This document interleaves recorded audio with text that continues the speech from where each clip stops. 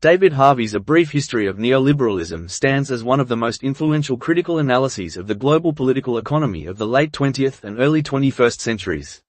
Written by the British geographer and Marxist theorist, the book offers a lucid and incisive account of how neoliberalism emerged as the dominant ideology and mode of governance across the world since the 1970s.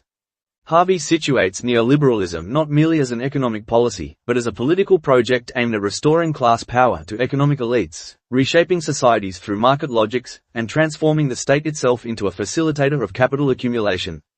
At its core, neoliberalism is defined by Harvey as a theory of political economic practices that proposes that human well-being can best be advanced by liberating individual entrepreneurial freedoms and skills within an institutional framework characterized by strong private property rights, free markets, and free trade. However, this seemingly benign description conceals a set of mechanisms that have deepened inequality, undermined democracy, and concentrated wealth and power in the hands of a small global elite. Harvey's central argument is that neoliberalism is less about the free market itself and more about re-establishing the conditions for capitalist class dominance after the crises of the Keynesian and welfare state models that characterized the post-war decades. The historical origins of neoliberalism. Harvey traces neoliberalism's intellectual roots to a group of economists and philosophers associated with the Mont Pelerin Society, founded in 1947 by Friedrich Hayek and including figures like Milton Friedman and Ludwig von Mises. These thinkers reacted against state interventionism, social democracy, and collectivism, which they saw as threats to individual liberty. Yet, Harvey emphasizes that neoliberal ideas remained marginal until the economic crises of the 1970s, stagflation, the oil shocks, and the decline of industrial profitability, opened the political space for their implementation. The 1970s thus became a pivotal decade. The collapse of the Bretton Woods system in 1971, the oil crisis of 1973, and the fiscal crisis of major welfare states undermined the Keynesian consensus. In this context, neoliberalism offered an appealing narrative. Markets could self-regulate more efficiently than states, and government interference distorted natural economic processes. It was this ideological moment that allowed neoliberalism to move from think tanks to the corridors of power. The rise of neoliberal states, Britain, the United States, and beyond. Harvey's analysis identifies the governments of Margaret Thatcher in Britain, 1979, and Ronald Reagan in the United States, 1980, as the crucial laboratories for neoliberal transformation. Both leaders aggressively dismantled trade unions, privatized public industries, deregulated financial sectors, and reduced taxes for corporations and the wealthy.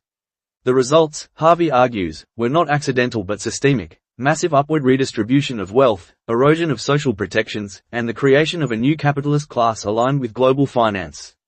Thatcher's Britain became the test case for neoliberal shock therapy. She famously declared that there is no alternative, a phrase Harvey interprets as the ideological linchpin of neoliberal hegemony. Reagan's America, similarly, reoriented economic policy toward deregulation, free trade, and monetarism, while pursuing a moral rhetoric of individual responsibility and entrepreneurial freedom. Yet both regimes maintained the coercive apparatus of the state to impose market reforms, from police crackdowns on labor strikes to interventions abroad defending corporate interests. Harvey thus underscores that neoliberalism never meant the withdrawal of the state. Instead, it represented a transformation of state functions in service of capital. By the 1990s, neoliberalism had become the dominant global paradigm. The policies of the International Monetary Fund, IMF, World Bank, and World Trade Organization, WTO, enforced neoliberal, structural adjustment programs in Latin America, Africa, and Asia. Governments were pressured to privatize public enterprises, cut social spending, liberalize trade, and open domestic markets to foreign capital. While these reforms were justified as steps toward modernization and growth, Harvey shows that they often resulted in economic dependency, deepened inequality, and social dislocation. Neoliberalism and the restoration of class power. One of Harvey's most powerful contributions is his interpretation of neoliberalism as a political project of class restoration. The economic turmoil of the 1970s had eroded elite profits and strengthened labor movements. Neoliberalism provided a means for the ruling classes to reassert control by restructuring the political economy. Harvey argues that the neoliberal turn was less about economic efficiency and more about social engineering, reconfiguring society to favor capital accumulation and weaken collective power. Through privatization and deregulation, assets that had been public were transferred into private hands, often at undervalued prices. Financialization created new speculative markets, allowing capital to generate profits without corresponding production. Labor flexibility, outsourcing, and the erosion of unions diminished workers' bargaining power. As a result, wealth concentration intensified. In the United States, for instance, the top 1% share of national income more than doubled between 1980 and 2000.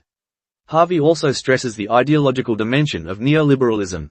It reshapes subjectivity, promoting the notion of the individual as an entrepreneur of the self, responsible for their own success or failure.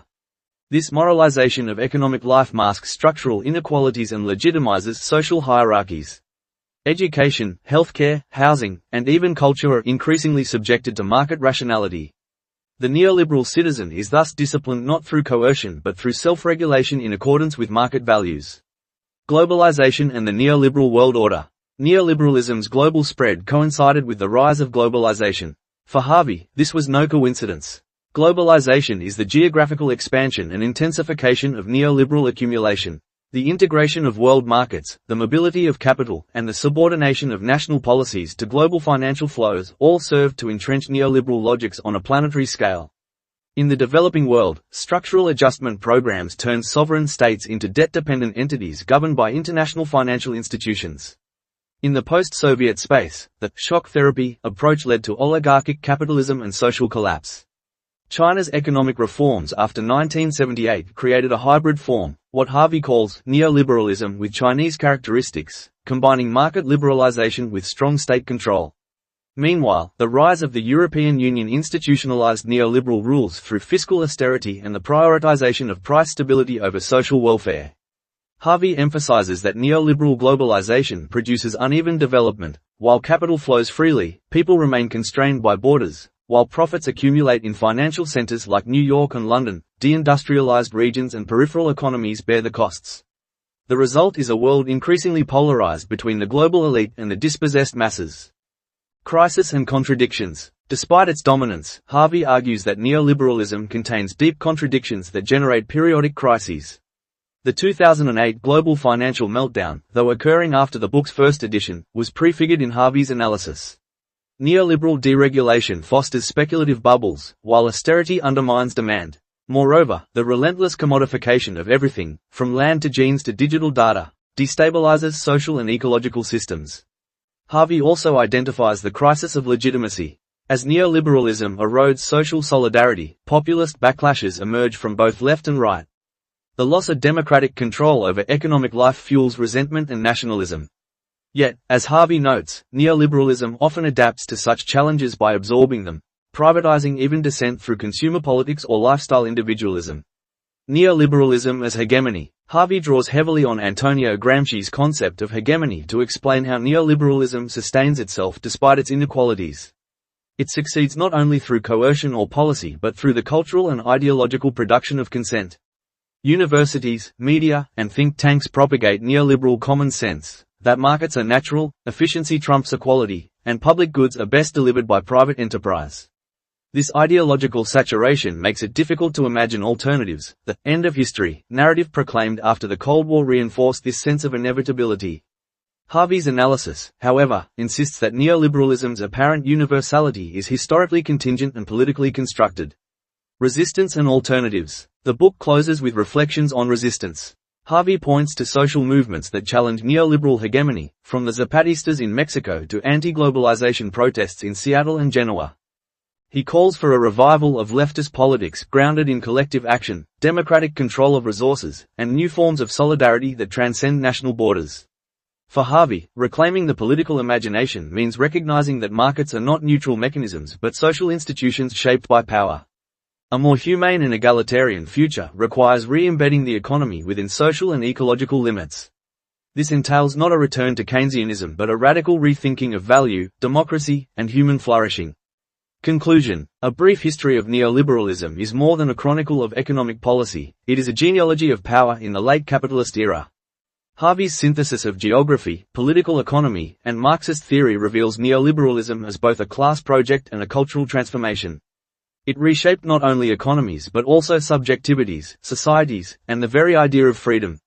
The book remains essential reading for understanding the contemporary world, from widening inequality and financial crises to the hollowing out of democracy and the rise of authoritarian populism. Harvey's enduring insight is that neoliberalism's apparent inevitability is itself a political achievement, one that can, and must, be contested.